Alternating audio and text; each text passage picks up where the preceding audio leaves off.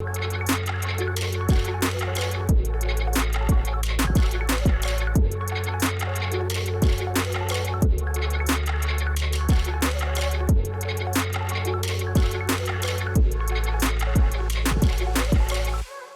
un proyecto desde Extremadura que resulta a la vez impactante y hermoso. Hay una realidad que es la existencia de niños que están atrapados en enfermedades muy graves, para los que los cuidados paliativos son la última estación a la que aferrarse. A través de la cultura también se puede ayudar a que ese tránsito sea un poco menos cruel. Alicia Chamorro lidera en Extremadura un proyecto solidario con niños que están atravesando este trance. Se llama Cuéntame algo que me reconforte. Esta es la charla que mantuvimos con ella. Buenas tardes, Alicia. Buenas tardes. Eres la creadora de un proyecto muy especial denominado Cuéntame algo que me reconforte. Por favor, ¿podrías hablarnos un poco de qué es ese proyecto, en qué consiste y cuáles son los orígenes, la idea que lo marcó?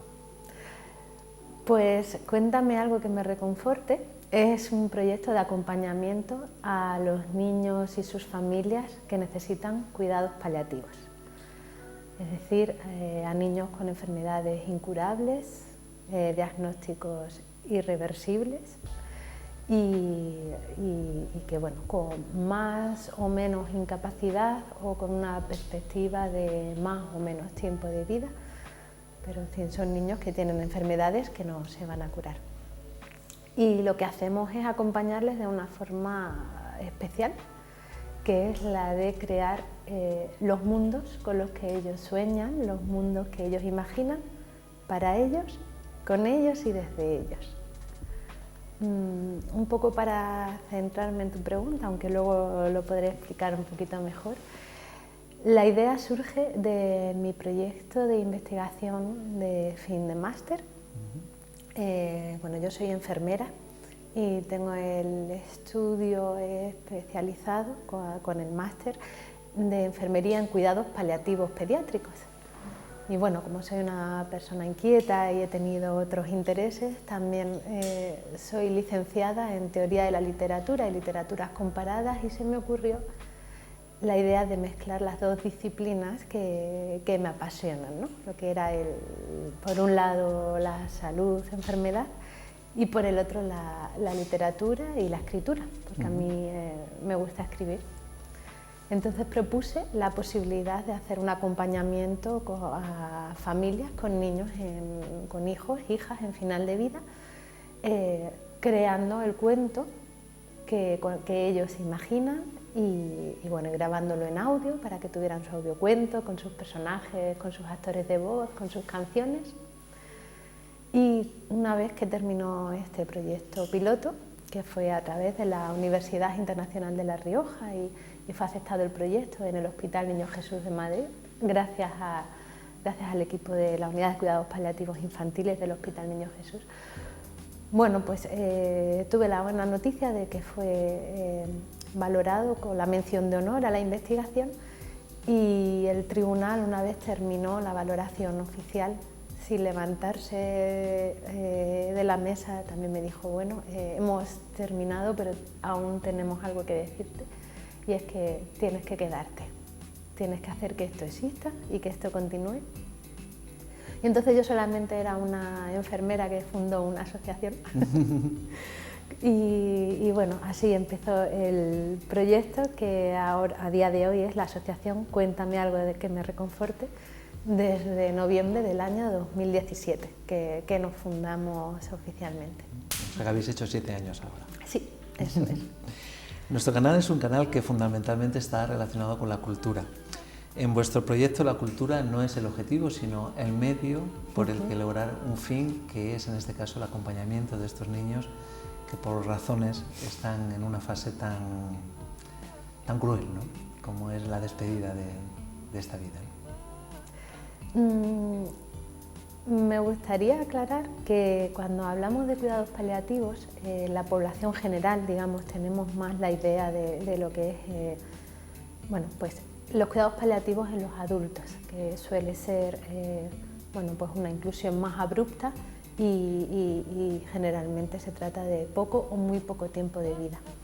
En los niños los cuidados paliativos son un enfoque, digamos, diferente. Es cierto que hay niños, especialmente los niños con diagnósticos de enfermedad oncológica, con cáncer, quizás sean los grupos que menos tiempo viven dentro de la unidad de cuidados paliativos, pero hay niños que la mayoría son niños con enfermedades raras, enfermedades neurodegenerativas, lipodistrofias, en fin, una serie de enfermedades que los niños pueden vivir varios o incluso podemos entender que muchos años bajo el cuidado de un equipo de cuidados paliativos, porque la etiología de su enfermedad es diferente, el desarrollo es diferente, el momento del diagnóstico a veces es al nacer prácticamente, otras veces puede ser pues a lo largo de los 2 o 3 años de vida, a veces más mayores, pero son niños que 5 o 6 años después de que nosotros los hayamos conocido, ahí siguen en su casa y muchas veces son niños muy felices, tengo que decir, gracias a sus familias y gracias a los cuidados que se les brindan. Porque si bien es verdad que muchas veces son niños que sufren enfermedades que les hace pues tener que ir al hospital, someterse a pruebas y tratamientos que les hacen sufrir, que les provocan dolor, ¿no? Situaciones que no entienden y que les causan angustia. También es verdad que son niños que cuando están en su casa, que es uno de los objetivos por los que luchamos los profesionales de los cuidados paliativos, siempre que sea posible el cuidado en casa, que es su entorno natural y donde ellos están bien y donde hay menos quizás desestructuración también de la vida familiar, ellos están bien cuidados, tienen todas las atenciones y si se consigue controlar el dolor y los síntomas físicos, que son una gran causa de sufrimiento, tenemos digamos que en este caso la ventaja de que los niños saben vivir el día a día mucho más que los adultos, por su etapa cognitiva, por su desarrollo y por su forma de entender el mundo. Son capaces de estar aquí. Y si ¿Quieres decir que olviden incluso en algunos casos hasta la enfermedad? Ellos se encuentran bien y juegan toda la tarde. Nosotros, un adulto, estamos tristes porque nos ha ocurrido un evento vital importante y aunque tengamos toda la tarde libre y toda la capacidad física de poder estar haciendo una actividad que nos guste, nos puede poner el desánimo muchas veces. Los niños se sienten bien y tienen ganas de jugar y juegan. Y su diagnóstico es el mismo. Y lo saben, pero sí, digamos que no sé si olvidar, pero sí que pueden desconectar más de sus problemas y de su situación. O sea, los niños siguen siendo niños, aún en esa circunstancia. Claro, ese es digamos, una de nuestras razones de ser, para que sigan siendo y sintiendo como niños todos los días de su vida. Muchas veces nos preguntan, ¿no?, qué impactante el ir a la casa de un niño gravemente enfermo, que en ocasiones su esperanza de vida ya es muy corta, incluso de días o de semanas, pero nosotros cuando entramos nos encontramos a un niño con una sonrisa, esperando a los de los cuentos, ¿no?, que digo, ¿cómo no nos va a gustar? ¿No? O esa sensación de entrar en el salón y tener a 3 hermanos allí sentados con una expectación, ¿no? Y claro, a veces decimos, tenemos que estar a la altura de las expectativas, ¿no? de la felicidad que proyectan estos niños. Entonces es verdad que quizás sí, cuando este proyecto no se conoce y no se conoce lo que es la dinámica del acompañamiento de los cuidados paliativos, pueda ser un poco difícil de entender, pero dentro de que por supuesto hay momentos muy difíciles y que luego la enfermedad de un niño tiene otros escenarios que no son en el que nosotros estamos involucrados, ¿no?, que es el más relacionado con la atención sociosanitaria, de los tratamientos, de las visitas al hospital, pero nosotros somos unos afortunados porque, como ya he dicho, somos los de los cuentos, ¿no? Y muy mal tendríamos que hacerlo para no tener digamos, ese recibimiento y esa acogida que por suerte nos dan. Para no repartir esa esperanza, ¿verdad? Exactamente, sí. Alicia, vivimos en una sociedad que es un tanto hedonista, ¿no?, donde parece que todo está enfocado pues al disfrute, al alardear del consumo, de la riqueza, de una especie de felicidad un tanto forzada. Una sociedad que oculta o aparta el dolor, pero como tú bien sabes, el dolor existe. En España cada año mueren entre 2.000 y 3.000 niños. En efecto. Y 2/3 partes del número de fallecimientos de niños en España son fallecimientos que son previsibles. Es decir, digamos que podemos decir que estadísticamente, ¿no?, hay una 1/3 parte que puedan ser muertes súbitas de distinta índole o accidentes, que ahí eso es invisible y es un accidente y es súbito. Pero cuando hablamos de un niño que muere por una enfermedad bien diagnosticada o bien no se ha encontrado, ¿no?, el síndrome raro que se intuye que padece, pero tiene una sintomatología y una evolución que sí que da el conocimiento de cómo puede derivar, pues esos niños necesitan ese acompañamiento. Esos niños, esos hermanos, las familias, primos, los compañeros del colegio, ¿no? Porque de repente no podemos decir, es que ya no está más. Al final es una situación que ojalá no hubiera que explicarla, pero la situación real es que hay que explicársela a muchos niños cada año. Y podríamos todos mirar para otro lado y aún así esa situación no desaparecería, seguiría existiendo. Entonces, es para ti, veo un concepto muy claro que es para ti la empatía, ¿no? El ponerte en el lugar del otro. Vuestro proyecto es un absoluto y clarísimo ejemplo de lo que es la empatía, ¿no? Nos ponemos en el lugar del otro, pero es verdad que no podemos tampoco permitirnos una sobreimplicación. Porque claro, nosotros no podemos morir con cada niño que muere. Porque para la familia que pierde a un hijo, que es un hecho inexorable, ¿no?, es un golpe y un dolor profundísimo del que muchos incluso nunca se reponen, y en cualquier caso siempre va a llevar muchísimo tiempo salir de un dolor paralizante y con el tiempo, bueno, pues aprenden a vivir con ese dolor, ¿no?, como que hay que negociar con él. Si nosotros viviéramos con tal intensidad cada una de las pérdidas, no podríamos ir a ayudar al siguiente. No podría quizás estar contándotelo con serenidad y con una sonrisa, porque al final a mí de corazón es lo que de verdad me sale. Me evoca mi proyecto, me evoca una sonrisa, sin ser ajena a las situaciones de dolor y de sufrimiento en las que nos mezclamos y en las que nos involucramos. Tenéis, junto contigo, Alicia, otro pilar fundamental es precisamente Fran Serrano, que es psicólogo. Es muy importante también afrontar este proyecto desde el punto de vista terapéutico, pero también desde el punto de vista psicológico.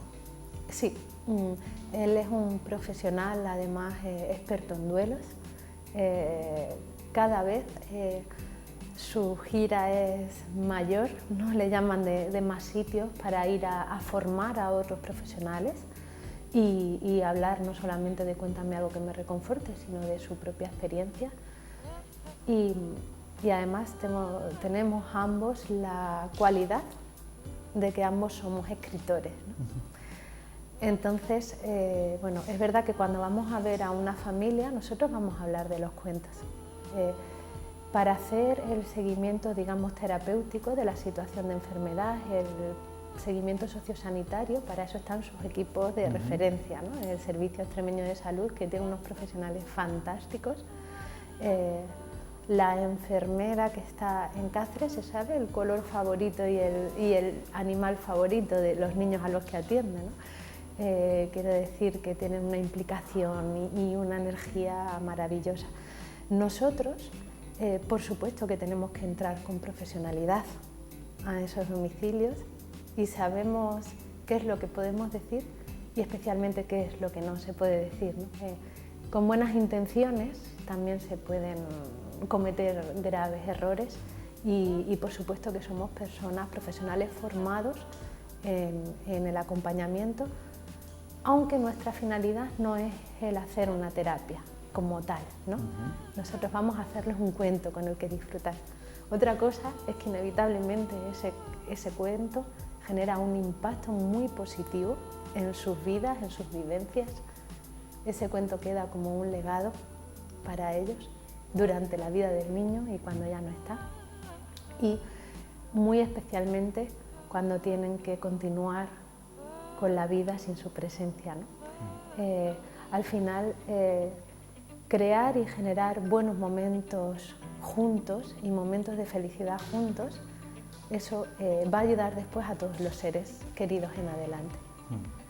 Yo creo que es también una medicina, al fin y al cabo es una medicina bastante evidente, ¿no? Darle esa posibilidad a que esos niños a través de la fantasía puedan huir un poco de esa realidad, ¿no? Porque en la fantasía el dolor es menos dolor, ¿verdad?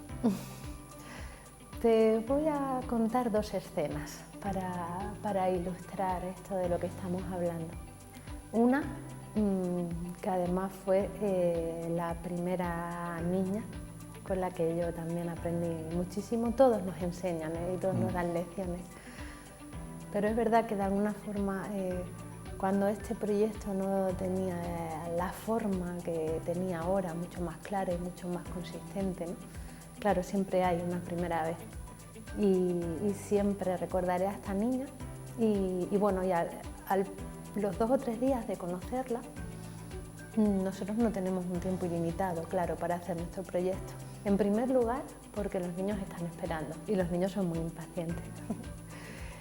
Y también en segundo lugar, porque tampoco sabemos de cuánto tiempo disponemos, ¿no? Un niño con una enfermedad grave y compleja, con una pluripatología, está estable hasta el día que deja de estarlo y a veces nos ha ocurrido que hay un cambio súbito y hemos tenido que correr mucho, ¿no? Para que pueda escuchar su cuento. Y como te decía, estaba visitándola en el hospital, que necesitaba un ingreso. Antes he dicho que lo ideal es que estén en casa, pero para que estén en casa hay que poder asegurar los cuidados, la estabilidad y que el seguimiento médico sanitario de cuidados sea el correcto y que es manejable y el adecuado. Si eso no es posible, pues tendrán que estar pues, en el lugar más indicado.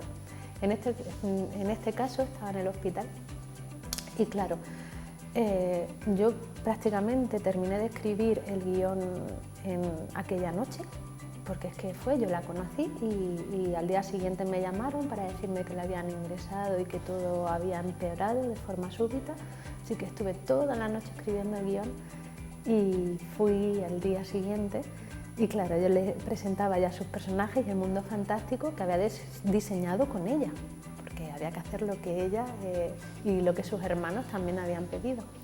Y recuerdo que dije, bueno, ahora trabajamos con actores de voz maravillosos, con unos profesionales de los que estoy orgullosísima y a veces impresionada, ¿no? De haber conseguido reunir tantísimo talento.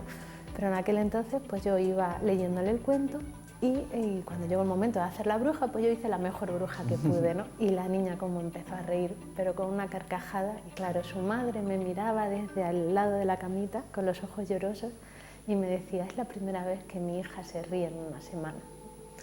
O sea que, claro, ella llevaba pasándolo mal los últimos días, con dolor, con sufrimiento. Y conseguiste sacarla de ahí. Y exactamente, y el cuento la sacó de ahí.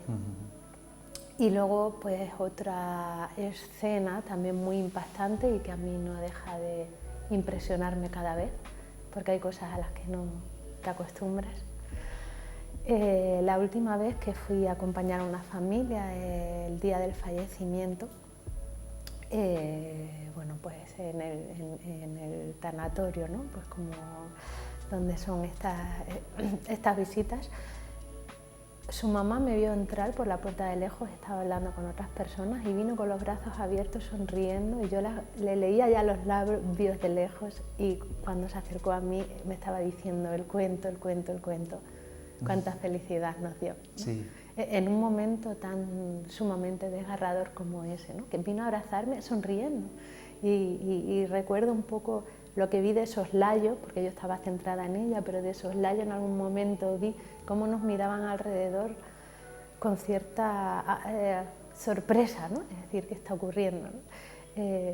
¿Cómo es posible, ¿no? Que en un momento así ella se acercase... Se acercase ella a mí, porque yo, demás, claro, yo iba a esperar mi espacio y mi momento y ella se acercó a mí y vino a abrazarme con una sonrisa tan bonita, ¿no? Que fue muy Alicia, ¿y cómo os emocionante. enfrentáis a esa situación? ¿Cómo, sin que traspase la línea de vuestra profesionalidad y entre de saco en vuestros sentimientos? Entra a veces, claro que sí. No, tenemos que saber cuidarnos. Una de las cosas que aprendí durante mi formación académica, ¿no? Digamos la especializada en cuidados paliativos infantiles, aunque yo venía de haber trabajado en oncología durante muchos años, no en España. Entonces, bueno, al final hay un aprendizaje, ¿no? Y aprendes de tus compañeros y aprendes de las situaciones que vives y de las experiencias. Pero en esta formación, que fue muy completa con los profesionales que hoy en día y que además en ese momento estaban también trabajando, ¿no? Y tirando de los cuidados paliativos infantiles, lo que nos decían era que era muy importante tener una vida más allá del trabajo, que para estar bien hay que poder salir, un poco como hacen los niños, que consiguen por un momento meterse en sus juegos. Evadirse. Claro, pues nosotros cuando salimos de trabajar o cuando salimos de hacer una visita, que a veces son más alegres, alguna vez pueden serlo menos, tenemos que ser capaces de suspirar, montarnos en el coche y decir: vamos a tomarnos un café y a lo mejor hablar de otra cosa, ¿no? Y llegar a casa y coger a mi perro, irme al parque y disfrutar del paseo con él, ¿no? Y si recibo una llamada porque estoy entre amigos y recibo una llamada que tengo que atender, tengo que ser capaz de volver a mi grupo de amigos y continuar con mi tarde divertida y de buenos momentos en el momento en que la había dejado. Supongo que también dicen hay que valer. De alguna forma creo que sí, que valemos para esto, porque si no, no podríamos hacerlo. Se requiere entereza y se requiere convencimiento y nosotros lo tenemos. Es que asomarse a ese dolor no es agradable, a cualquier dolor no es agradable, pero más cuando el que está sufriendo dolor es un niño, ¿no? No cualquiera está preparado para una labor así. Yo, por lo menos a mí, yo recuerdo en un momento determinado que conocí tu proyecto y no sé si por cobardía, ¿no? Pero me daba miedo el tratar de colaborar.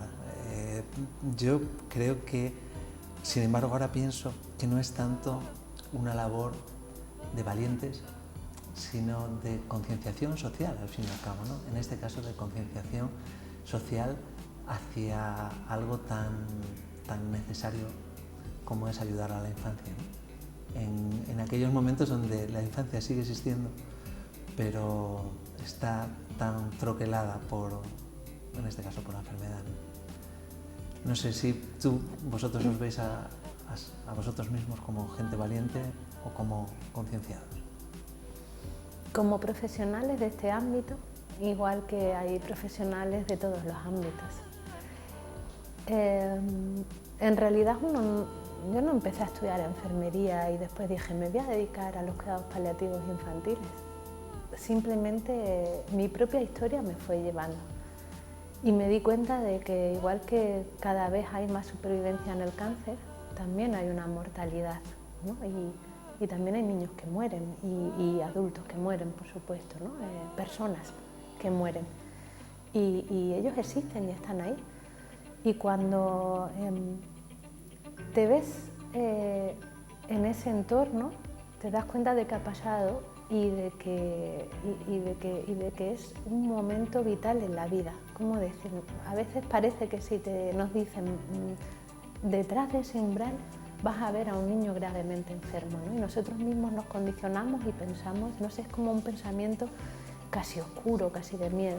Y resulta que cuando cruzas ese umbral te encuentras a un niño como los demás, con una sonrisa enorme, deseando verte y deseando que le preguntes qué tal está y qué es lo que le gusta hacer y qué películas ve y cuál es su juego favorito, ¿no? Porque ellos tienen un montón de cosas que contar, ¿no? De eso me gustaría hablar contigo, porque ¿todos los niños son receptivos o os habéis encontrado con algunos casos donde el niño no quiera saber nada de vosotros?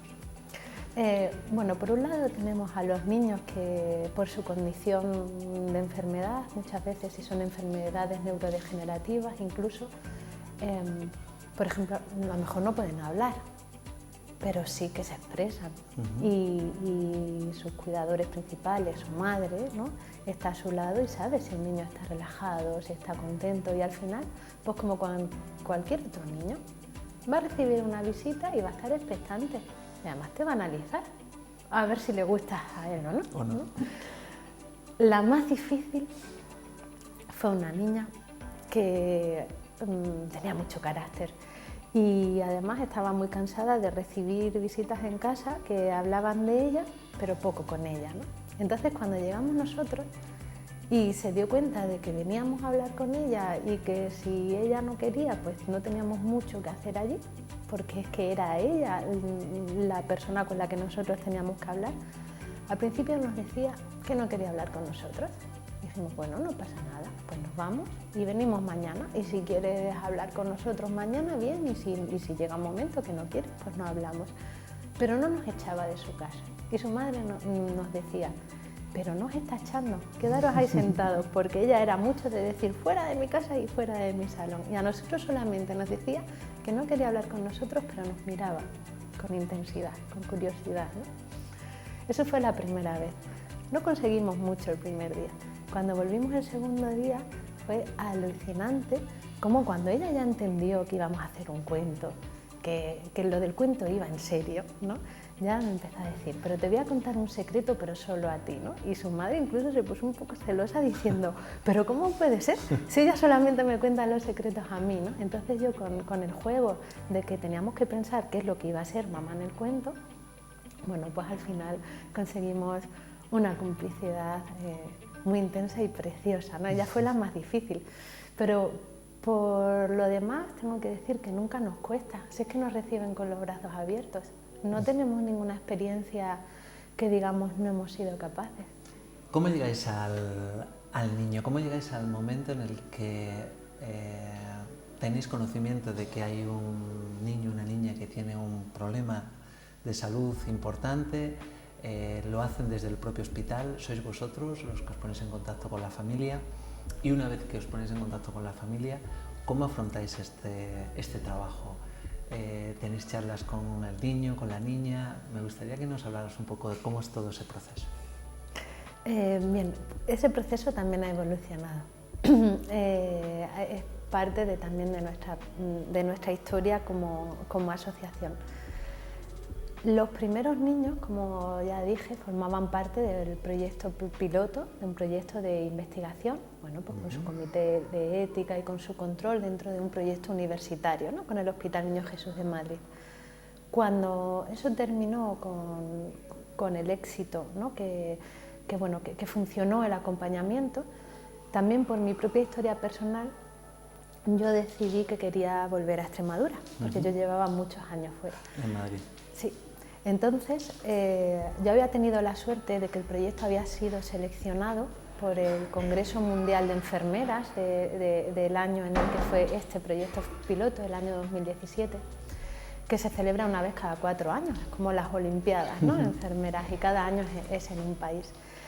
Ese año era en Barcelona, y bueno, pues el haber sido seleccionada y el haber podido exponer lo que fue Cuéntame algo que me reconforte en el Congreso Mundial, que bueno, yo lo viví con mucha alegría, ¿no?, y realmente era una gran oportunidad, como así fue, porque eso llamó la atención a algunos medios de comunicación y a algunos profesionales, y bueno, pues gracias a eso me estaban haciendo una entrevista en la radio en Extremadura, y yo dije que acababa de llegar a Extremadura y que quería continuar con la labor, pero que no sabía muy bien cómo. Entonces Fran Serrano, quien ahora es psicólogo, pues iba en un trayecto de coche de su despacho a buscar a su hijo al colegio, si no recuerdo mal, y lo escuchó, me contactó Y a partir de ahí dije, bueno, pues ya somos 2, porque nada más conocerle supe que era la persona adecuada, ¿no? También tenemos historias muy bonitas dentro de cómo fue el proceso, que nos fuimos agrupando también los miembros de la asociación. Y entonces en ese momento pues bueno, empezamos a elaborar proyectos, a presentarnos, y no existía unidad de cuidados paliativos infantiles en el Servicio Extremeño de Salud, porque pese a la importancia que tiene el acompañamiento de un niño gravemente enfermo y en los casos en los que se prevé el fallecimiento pronto, aprovecho y yo lanzo una pregunta, y es ¿por qué cuando en España si un niño enferma gravemente le atiende un médico especialista? Porque se busca al médico especialista en el hospital de España en el que esté, y sin embargo cuando se está muriendo no. Esa era la realidad de los cuidados paliativos infantiles hace pocos años. Es verdad que hay mucha gente trabajando y hay muchos equipos que se van conformando, pero cuando yo llegué a Extremadura en el año 2017 no había unidad especializada de cuidados paliativos infantiles. Entonces pues era un poco, bueno, pues hablando con la Asociación Española contra el Cáncer, con una psicóloga que nos conocía, con un niño que lo necesitaba, ¿no? Pero es verdad que estaba todo descentralizado. Una vez que comenzó la primera unidad de Extremadura, y que ahora, en el año 2021, si no me equivoco, o 2022, se puso en marcha una segunda unidad, lo que ya hizo que al fin pudiera haber una unidad, un equipo para la provincia de Badajoz y un equipo para la provincia de Cáceres, porque hay que contar que si por suerte los niños que necesitan atención paliativa son muy pocos en comparación con la población general, en Extremadura hay una gran dispersión geográfica. Entonces, claro, ir de Zafra a Navalmoral en una mañana a hacer 2 visitas pues puede ser complejo, una cuestión de tiempo, ¿no? Entonces, bueno, es verdad que ya es una reivindicación también en cuanto a recursos y que se conozca un poco esta realidad desde un punto de vista más institucional, más médico. Y entonces, bueno, pues una vez que se puso en marcha la unidad especialista dentro del Servicio Extremeño de Salud, pues ya nos pusimos en contacto con ellos y bueno, fue amor a primera vista, ¿no? Aparte de que al fin y al cabo nosotros pues ya veníamos de hacer un trabajo probado, académico, bajo la supervisión del doctor Martino Alba, que es el jefe de la sección de unidades de cuidados paliativos pediátricos del Niño Jesús de Madrid y su psicóloga Carola del Rincón y todos los compañeros. Y a partir de ahí ellos son los que tienen el mapa de los niños con estas especialidades y entonces ya lo centralizamos con ellos. Nosotros no tenemos página web, por ejemplo, tenemos redes sociales y nosotros no ofrecemos a que se nos contacte porque lo hacemos vía las unidades de cuidados paliativos infantiles. Entonces esa es la manera en la que nosotros llegamos, ¿no? Entonces, por desgracia, y digo por desgracia, tenemos que seleccionar a la familia con la que vamos a trabajar en el proyecto porque no tenemos los recursos, ni los medios, ni el apoyo para poder llegar a todas, que en Extremadura serían unas 300 familias al año. Sí, se estima que unas 300 familias al año con enfermedades graves y irreversibles. Fallecimientos son menos, pero familias que están en esta situación es ese el número, ¿no?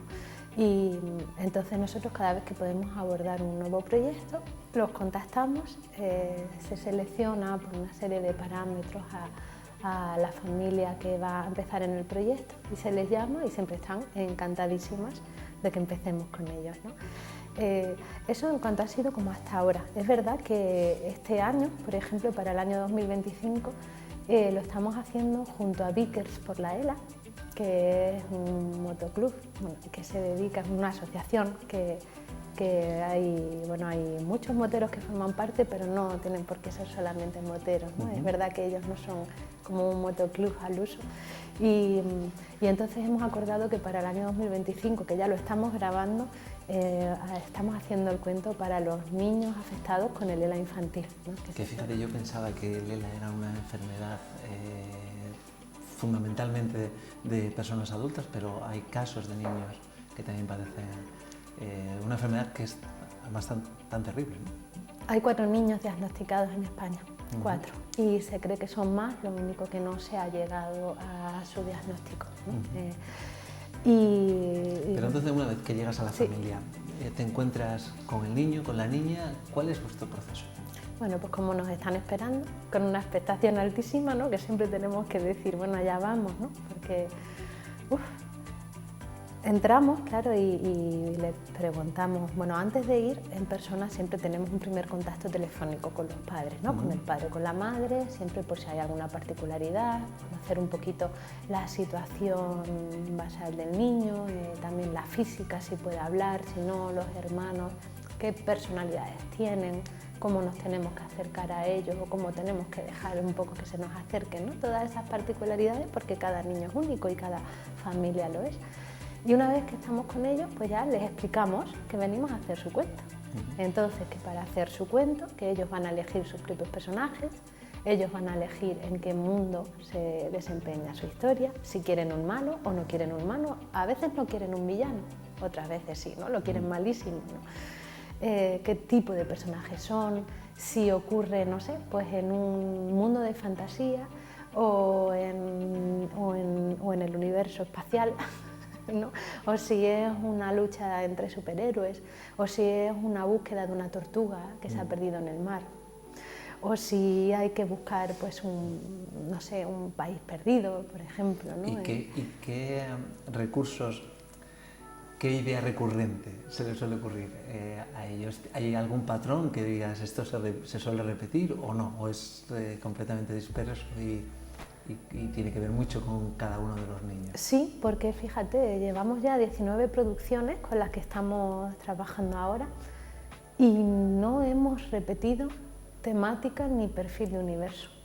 Entonces es como una tensión, porque claro, imagínate, preguntarles a niños de 4 y 6 o 7 años cómo quieren que sea su cuento, ¿no? Voy a poner un ejemplo. Por ejemplo, en el cuento de Novit y el increíble misterio del color rosa, claro, Novit, personaje Novit, ¿no? La niña nos dice, sí, yo quiero ser una superheroína espacial. Y a nosotros eso nos encanta, porque nunca habíamos hecho un cuento que ocurriera en el espacio, ¿no? Y claro, dice, ¿y mamá y papá qué van a ser? Y dice, pues mamá una elefanta y papá un gondolero. Y entonces, claro, tenemos que hacer un guión en el que sean coherentes, una superheroína espacial, haya una elefanta, haya un gondolero, el rosa sea importantísimo y que, por supuesto, todos los personajes sean todos estos personajes sean importantes y contribuyan para llegar al buen final, ¿no?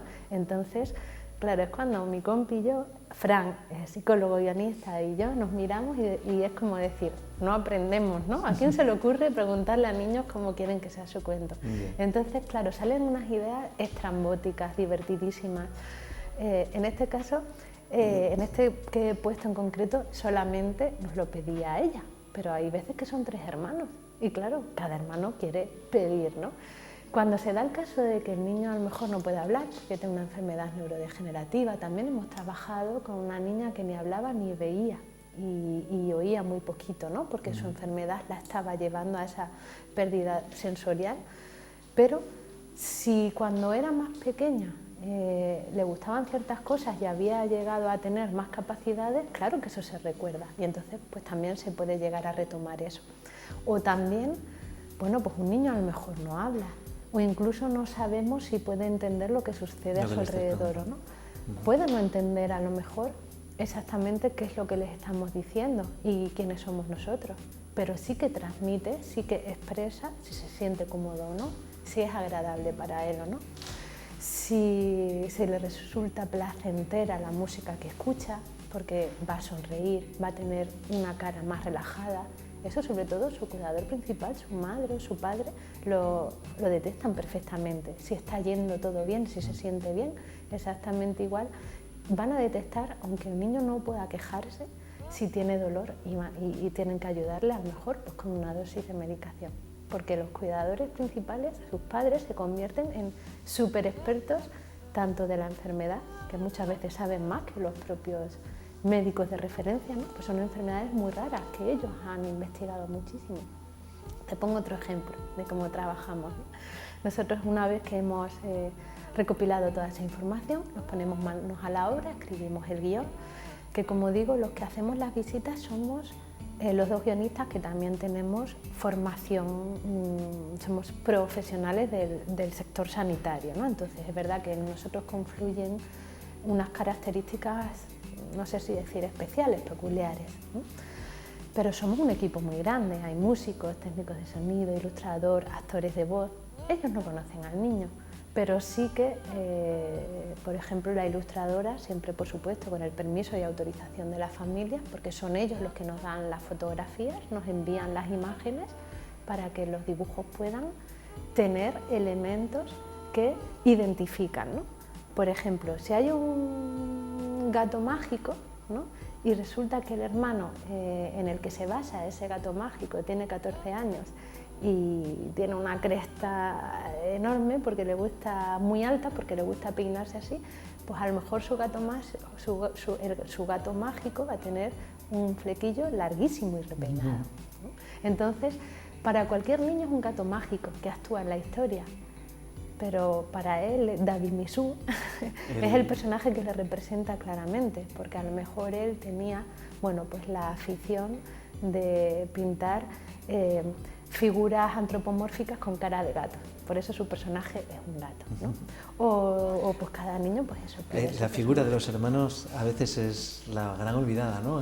Sí. En muchos de estos procesos, ¿no? Porque lo de los padres todo el mundo lo imaginamos, pero la de los hermanos parece como que no queda tan patente y claro, que existe y está ahí y es evidente la pena y el dolor tan enorme, ¿no? que en ellos también produce, porque también no dejan de ser niños o adolescentes. Que produce y además cómo colaboran en muchos casos, ¿no? Porque además entran, que también hay que ponerles atención, entran como en roles de protección a los padres, porque ellos ya saben que en su casa hay momentos de mucho sufrimiento y no quieren ser un elemento más, pero es que ellos también sufren. Entonces, si tú eres un niño en el que de repente tu hermano está en el hospital durante un montón de días y no sabes muy bien cómo está, y hoy no vuelves a casa, hoy te vas a casa de los abuelos, y mañana va a buscarte al cole, pues esa amiga de mamá que tú ni conocías y te tienes que ir con ella a su casa porque algo ha ocurrido de pronto, ¿no? Y ya nunca estáis todos y ya papá y mamá están tristes. Incluso aunque ellos intenten mantener muchas veces la entereza, pero cuando la tristeza es profundísima y el dolor es muy patente, pues bueno. No se puede disimular. No sé, en los ojos están las cosas, ¿no? Sí. Y los niños pues nos miran a los ojos y saben, ¿no? Entonces al final, pues bueno, para nosotros es muy importante trabajar con esos grandes olvidados y hacerles partícipes y que ellos sepan que tienen todavía mucho que pueden aportar, ¿no? Que pueden aportar y ayudar. Y como es el hacer su cuento, ¿no? Además se ilusionan muchísimo. Claro. Es que ser protagonista de un cuento no lo es cualquiera. Hombre, y con su canción, y con que su eso canción, es divertidísimo. Claro, todos los cuentos porque tienen su banda sonora. ¿Sí? O sea, hacéis el cuento, hacéis un audiolibro. Sí. En el proyecto, que no hemos hablado de ellos, aunque quería que por lo menos lo comentaras, trabajan muchas personas, trabajan dobladores, trabajan músicos, trabajan guionistas, que sois vosotros, en fin, sí. Es un equipo que cada vez es más grande, ¿no? En una entrevista que pude ver que hacías en Madrid, pues había voces que eran impresionantes, ¿no? Y que colaboraban en caracterizar a los personajes que participaban en esos cuentos. Pues fíjate que creo que sé de la entrevista de la que me hablas. La del retiro, que apareces como en el retiro. Y también, que esa también, pues fíjate, acabábamos de empezar prácticamente y fíjate ya, ¿no? Y tenemos la característica de que, digamos, el núcleo de lo que es la asociación como institución seguimos siendo prácticamente los mismos. Y es una historia además muy bonita, como dije antes, de cómo nos vamos construyendo y por suerte cada vez somos más, ¿no? Cada vez tenemos más contactos, pero estamos hablando de actores de voz profesionales, de los que están doblando en los dibujos animados que luego podemos ver en casa en Disney Channel, ¿no? O escuchar en Radio Nacional. Es que es difícil negarse a participar en un proyecto como este. Sí. Si te niegas puede ser porque tengas ese recelo a decir, ostras, no me quiero involucrar porque a lo mejor me afecta, pero saliendo de ahí es que yo creo que es algo tan extraordinario, ¿no? El trabajo que hacéis, que ¿quién no se puede involucrar en eso, ¿no? Es que nos lo pasamos muy bien, además. Es decir, que luego este proyecto es verdad que no es fácil de explicar, ¿no?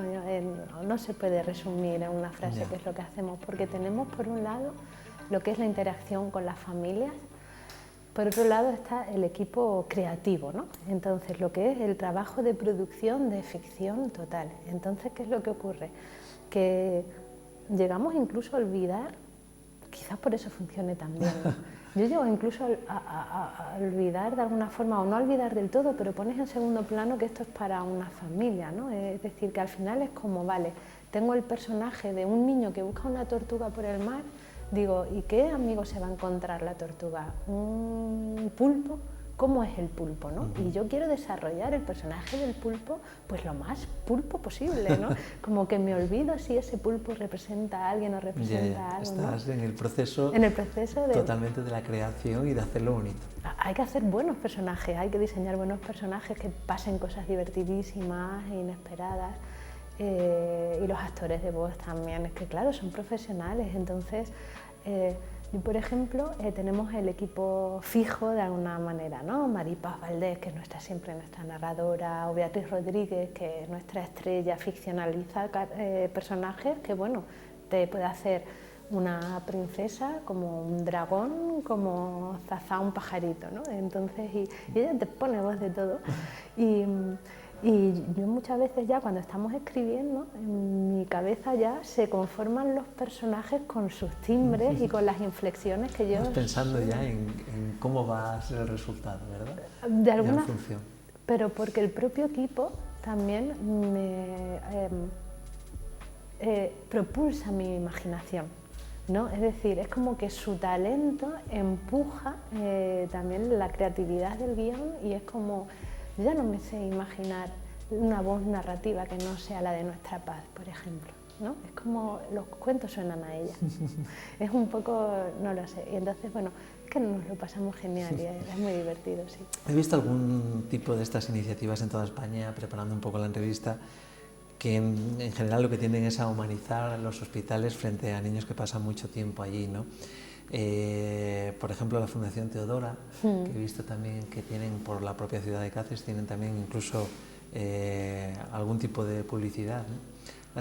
Abracadabra, que también utilizan la magia, la Fundación Pequeño Deseo, que tienen un tono parecido al vuestro, ¿no? Supongo que todas estas ya las conocéis. ¿En qué os diferenciáis vosotros de ellas? Bueno, nosotros hacemos audiocuentos y cuentos personalizados. Es un poco, bueno, pues lo que sabemos hacer, ¿no? Ellas, pues por ejemplo, pues eso, la asociación que cumple deseo, pues puede ser un deseo de un viaje, de un reencuentro o de llevar a alguien a un planetario, ¿no? No lo sé, cada una tenemos nuestra función. Lo que sí que sé es que es lo que nos une, ¿no? Y es como una cosa muy intangible y casi inexplicable, pero que aquí seguimos con nuestra labor. Es muy bonito encontrarnos cuando la suerte de que haya congresos y de que haya encuentros profesionales, no más allá de lo que hacemos y de la razón por la que existimos, disfrutamos también mucho pues eso de los encuentros de otros profesionales, de un poco de juntar nuestras energías, ¿no? y nuestras ilusiones y nuestras experiencias y de hacer también comunidad entre nosotros y retroalimentar. Y retroalimentar. Establecer las sinergias que se Sí, hagan. exactamente. En 2018 os concedieron el tercer premio nacional Hospital Optimista al mejor proyecto pediátrico de humanización. ¿Qué supuso para vosotros ese reconocimiento? Pues mira, existíamos, qué bonito que me lo recuerdes, existíamos desde hacía un año, un mes y 12 días. No, perdón, o un año y 12 días. O sea, yo no me lo podía creer.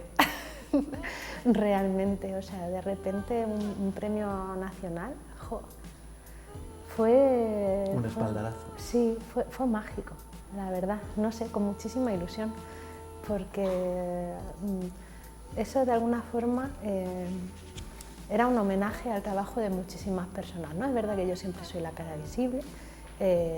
Sí, bueno, soy la fundadora, ¿no? Y tengo muchas funciones, pero es que somos muchos más que sin ellos no se podría seguir adelante, ¿no? Y entonces, bueno, el vernos allí, que era el reconocimiento a un proyecto tan colaborativo, tan multiprofesional, porque como digo, pues no solamente necesitamos la formación ya sociosanitaria, ¿no? de el ir y del saber comunicarnos con niños y familias en esta situación, sino que es que ¿qué hacemos sin los actores de voz? ¿Qué hacemos sin los músicos? ¿Qué hacemos sin producción sonora? ¿Qué hacemos sin la persona que se encarga de organizar las grabaciones de los actores de voz, del casting? Alicia, en todo este proceso hay una parte que es necesaria, aunque no guste nombrarla, ¿no? Como es la parte económica. Es un proyecto que engloba a mucha gente y necesita un soporte económico. ¿Cómo se financia? Cuéntame algo que me reconforte. Pues hasta ahora con mucho esfuerzo y de forma insuficiente, tengo que decir, porque como he comentado, por desgracia tenemos que seleccionar a las familias y a los niños, ¿no? Pero es que sabemos que hay muchas deseando que vayamos a verles y además el tiempo no es infinito y cada año son niños diferentes y familias diferentes, ¿no? Más los que ya llevan mucho tiempo esperando.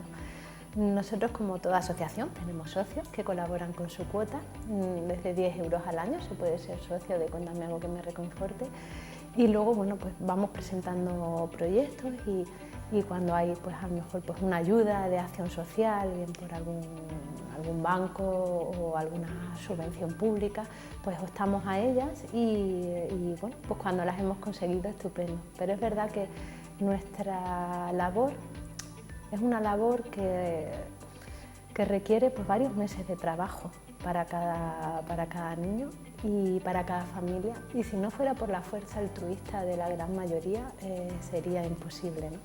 Lo que pasa es que claro, el altruismo hasta dónde llega, hasta cuántos años, ¿no? Y luego aparte que bueno, estamos pues los que somos parte de la asociación como tal y que al final, bueno, digamos que nuestra locura es otra y ya pues no pensamos tanto en ello, pero luego hay profesionales a los que nosotros tenemos que llamar y claro, de forma altruista te lo hacen una vez, pero eso de forma repetida es imposible y al mismo tiempo requerimos que haya una parte de los profesionales que sean siempre los mismos, por una cuestión de hacer equipo, de saber cómo trabajamos, porque yo no entiendo el proyecto sin ellos y es necesario y para eso se necesita una financiación fija pues, que no tenemos. Entonces lo que hacemos es, nuestra realidad a día de hoy es que cuando conseguimos pues, el dinero para un próximo proyecto lo empezamos. Gracias a que también pues, hay eventos solidarios, ¿no? De que se acuerdan de nosotros, o donaciones privadas o financiaciones privadas. Pero como digo, sí que es verdad que creo que hacemos algo muy bonito, hacemos algo que no hace nadie. Es un lugar que si nosotros no estuviéramos no lo cubriría nadie. Y sí que necesitamos más ayuda pues, para poder organizarnos, para poder llegar a más familias y porque es verdad que es un proyecto del que nadie se puede, del que al día de hoy nadie se gana la vida. Entonces al final si todos tenemos otro trabajo y pasamos una gran parte de nuestro tiempo, ¿no? Como cualquier trabajador en nuestro trabajo, pues es muchísimo tiempo que no tienes para hacer crecer al proyecto, para llegar a más gente, porque las condiciones de trabajo no son las mismas, porque yo he aprendido que a los equipos de cuidados paliativos, sean enfermeros y psicólogos y médicos que se fijan en el enfoque sanitario, o seamos nosotros que hacemos cuentos, pero se necesita hacer desde una perspectiva relajada. Necesitamos tener tiempo, necesitamos tomárnoslo con calma, porque además cada niño puede estar en un pueblo diferente, como es el caso, ¿no? Y entonces a lo mejor tardamos en ir a ver a una familia 1 hora y media, nos ha supuesto 4 horas de nuestro tiempo. Hay que encontrar ese tiempo, hay que encontrar el tiempo luego para crear. Y para eso se necesita estabilidad económica, que al final es lo que hace crecer las instituciones. Yo desde ahora lo que puedo hacer es un llamamiento, quien quiera hacerse socio, puede hacerlo desde la página web. Quien se le ocurra que, bueno, pues que puede organizar un acto solidario, que nosotros somos una razón más en la que pensar. Hay proyectos magníficos, ¿no? Cada vez que nos llaman y somos elegidos de alguna forma, porque alguien nos elige, bueno, pues yo salto de alegría, porque hay gente tan magnífica haciendo tan grandes cosas, ¿no? Parece que decimos, bueno, es que nuestra labor es imprescindible, y hay tantas imprescindibles, ¿no? Y tanta gente buena haciendo cosas buenas, ¿no? Que que al final sientes que te diluyes, ¿no?, entre un montón de llamadas de petición de ayuda. Entonces, pues yo creo que hay que insistir sí. en apoyar un proyecto como este, porque es necesario como sociedad, como personas, como seres humanos, que convivimos con una realidad que no podemos apartar y que existe y que está ahí. Y por lo tanto, yo también desde aquí llamo a la solidaridad de todos, ¿no? Si alguien quiere colaborar, ¿cómo lo hace? Porque has hablado de tu página web, de vuestra página web. Cuéntame algo que me reconforte. Si alguien lo pone en cualquier buscador, aparecerá vuestra página, donde tenéis la posibilidad de hacer este tipo de aportaciones, ya sean puntuales o ya sean periódicas, ¿no? Exactamente. Una persona puede hacerse socia o puede hacer un donativo puntual, o puede, ya digo, pues de múltiples maneras conseguir canalizar pues una donación, ¿no? Bien porque sea, bueno, pues una recolecta social de algún tipo, o también ayudándonos con recursos, ¿no? Imagínate, pues alguien que tenga una imprenta que diga, bueno, pues como nuestros cuentos, ya hemos dicho que hacemos el guión, los audiocuentos y también imprimimos el libro con sus ilustraciones, pues también, pues no sé, en ayuda de recursos. También actores de voz que nos estén oyendo, ¿no?, y que digan, oye, yo soy profesional de esto y yo tengo mi propio home studio, y oye, pues también nos puede contactar, enviar un demo para conocer su timbre de voz, y al final hay personajes de todos los tipos y al final hay perfiles, necesitamos todos los perfiles de voz, ¿no? Entonces cada vez que entramos en una producción, pues hacemos un análisis de qué personajes tenemos, de cuál es su... bueno, de cómo suenan, de cómo tienen que hablar, entonces tenemos que buscar pues al actor o a la actriz adecuados, ¿no? También nos ayuda mucho pues personas con proyección pública. Tenemos un anuncio, ¿no?, a sonar su cascabel, que se puede ver en nuestro canal de YouTube con actores reconocidos, ¿no?, que también, bueno, pues ahí estuvieron y pusieron ahí su imagen para ayudarnos.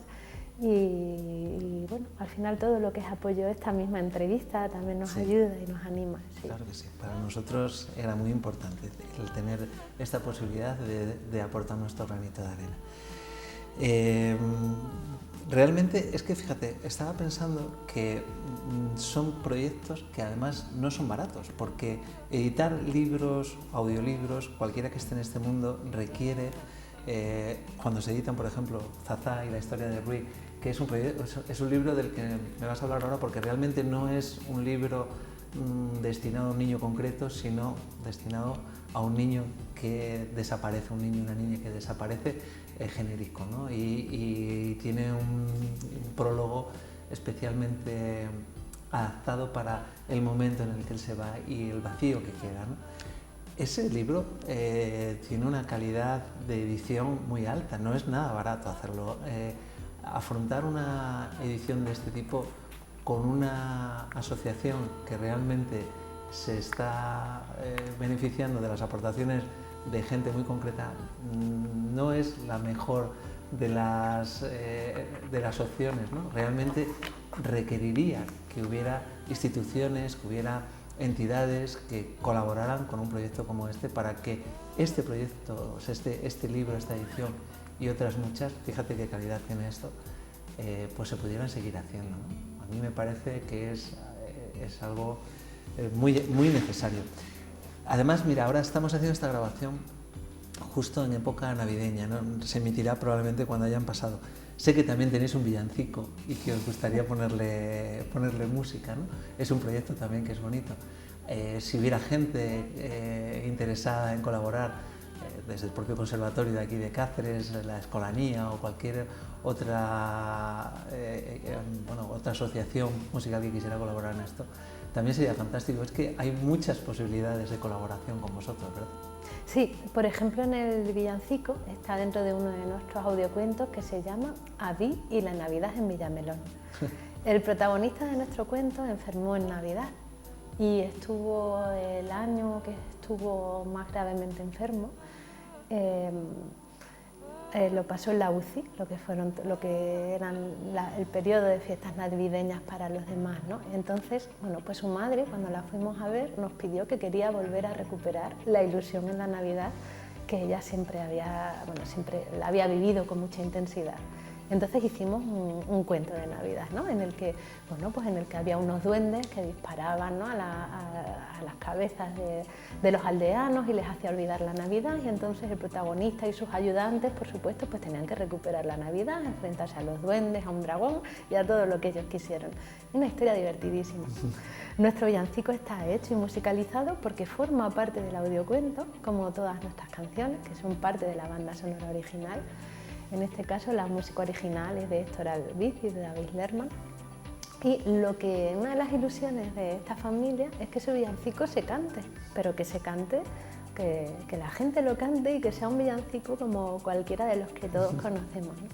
Entonces, bueno, pues sería precioso que un día poderles invitar a un buen auditorio donde haya un coro del tipo que sea, una orquesta del tipo que sea, tocando, interpretando su villancico. A ellos les haría tremendamente felices, ¿no? O, por ejemplo, tenemos otra obra que es un rodaje de sueño, que para Isaac, uno de nuestros niños, que su ilusión era, bueno, es en un futuro poder ser un director de cine. Él tiene, bueno, pues un problema de tetraplegia, pero él no tiene una enfermedad degenerativa, ¿no? Entonces él, aunque su cuidado es muy complejo y muy multifactorial y requiere una gran atención, pero bueno, oye, ojalá llegue a ser lo que él quiera. Y entonces, bueno, pues le hicimos una historia en la que su personaje es un director de cine en el que, bueno, tiene un montón de problemas entre bambalinas, ¿no? Es la historia de los actores, no haciendo la película, sino todos los problemas que pueden conllevar un rodaje. Al final, por supuesto, se lleva el Oscar y a la mejor película. Y bueno, pues la ilusión de Isaac es poder ver su historia en un teatro interpretada, ¿no? Entonces, ojalá decir, bueno, pues oye, ¿y si una compañía un día se animara? Nosotros cedemos, para una buena causa, cedemos nuestros derechos. Claro, tenemos hecha la música, tenemos hechas los guiones, las letras, ¿no? Lo que pasa que, claro, no nos podemos también meter a producción teatral de momento. Oye, ojalá algún día nos atreveríamos un poco con todo, con los profesionales adecuados, ¿no? Pero de momento lo que hacemos es un poco decir, nosotros cumplimos sus sueños y si sus sueños van más allá, pues intentamos llegar a más allá, ¿no? Y si nosotros no podemos, pues pedir esa ayuda. Un poco para que, bueno, pues también para ver un poquito el alcance de nuestras producciones, no queda solamente en el hecho del audiocuento. Por ejemplo, cuando los niños necesitan terapia, las canciones que están en su cuento, que además de alguna forma también se escuchan de forma independiente y son pues las canciones que les gustan, pues las utilizan las fisioterapeutas para sus sesiones de terapia, ¿no? O por ejemplo, pues no sé, cuando un niño ha tenido, una niña, problemas para dormir, pues le hemos hecho una nana y hemos preguntado y su madre muy contenta nos ha dicho, con su nana duerme, con la nana hecha para ella, ¿no? No hay nada como pensar en un niño concreto para hacer una historia universal, realmente. Nuestras historias, como digo, no es una historia de un niño que está malito o enfermo y su situación particular, sino, como digo, como todos los niños, sueñan con cosas muy grandes, ¿no?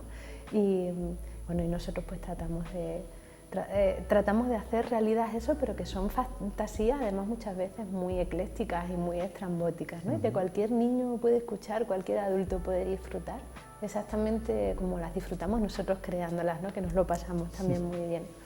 Sí. Hay una cosa, Alicia, que me llama siempre la atención en aquellas personas que utilizan o que se han sido formadas en diferentes disciplinas. En tu caso, por un lado estudiaste enfermería, pero también eres licenciada en teoría de la literatura y literatura comparada, ¿no? Siempre estas personas que tocan varias especialidades, en tu caso la sanidad y la literatura, acaban produciendo mezclas de lo más interesantes, ¿no? Y todo esto que nace, todo este proyecto, en buena parte tiene que ver con eso. Sí, la verdad es que es un proyecto especial. Sí. En realidad es también el miedo de decir que un día tuve una idea que era más grande que yo, ¿no? Y para la que iba a necesitar mucha ayuda. Y mira, y si como bien he dicho, necesitamos mucha ayuda, hasta ahora al menos somos lo suficientes como para seguir como hasta ahora, que ya creemos que es mucho, ¿no? Entonces, pues bueno, son compañeros de una calidad humana y de una generosidad que es realmente emocionante.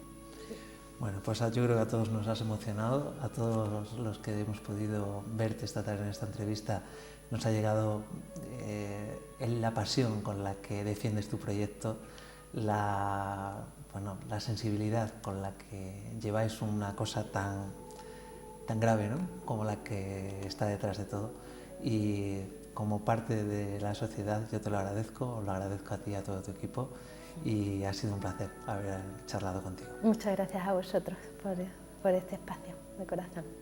Y así es como se marcha Zazá, más allá de las montañas, en calma y feliz. Se siente muy orgulloso de que todos estén allí, seguro de que siempre estará su sitio con la bandada. Siempre será el bosque de Zazá.